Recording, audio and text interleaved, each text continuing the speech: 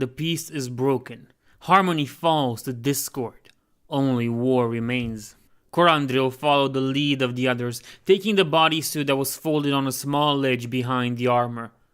Now we clothe ourselves with bloody Khaine's own raiment as a warrior. Corandril stepped into the legs of the bodysuit. It was large and sagged on his limbs and gathered in unsightly bulges between his legs and under his arms, its fingertips dangling uselessly. In Khaine's iron skin we clad ourselves for battle, while fire burns within. Corandril's heart quickened. In his gut the serpent of his anger stretched slowly.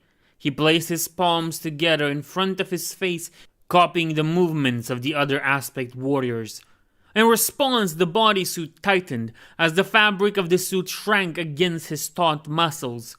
Dormant pads began to thicken, forming rigid areas across his chest and stomach and along the bulge of his thighs, stiffening along his spine.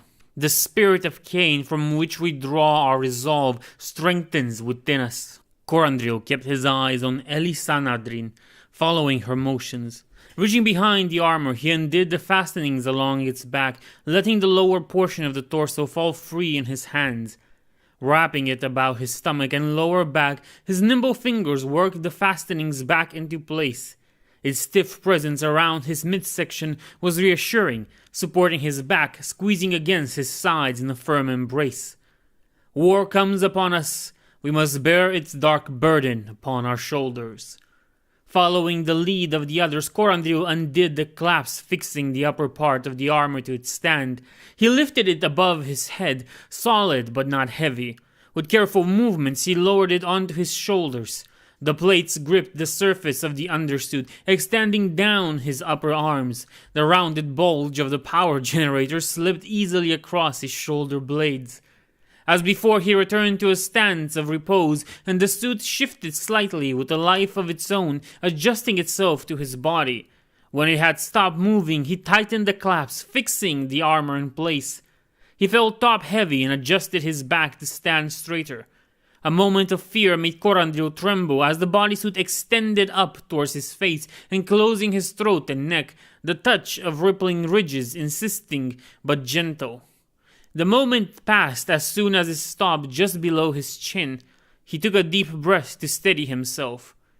We stand before Khaine, unyielding in our calling, free of doubt and fear.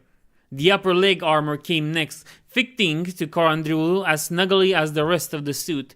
He found that if he flexed in a certain way, the plates interlocked delicately, strengthening his stance, offsetting the imbalance of the power pack. Corandril's pulse was almost feverish, burning along his arteries and hissing in his ears. We do not flee death. We walk in the shade of Khaine, proud and unafraid. The lower legs were each protected by a single boot greave piece which Corandril slipped over his feet and knees. He fastened these to the thigh armor, fully encasing his leg. Threads of material grew rigid around his ankles, adding additional support, while the boots shortened themselves to fit his feet. A sensation of solidity, of unmoving permanence, filled Corandril. We strike from the dark as swift as the scorpion, with a deadly touch. The vambrace gauntlet connected to the upper armor, more clasps linking the two as one. Corandril flexed his arms, fleeing cartilage-like tendrils tightening against his flesh, reinforcing his wrists and elbows. Now fully clad save for his face, Corandril felt incredibly filled with a heat that did not waver.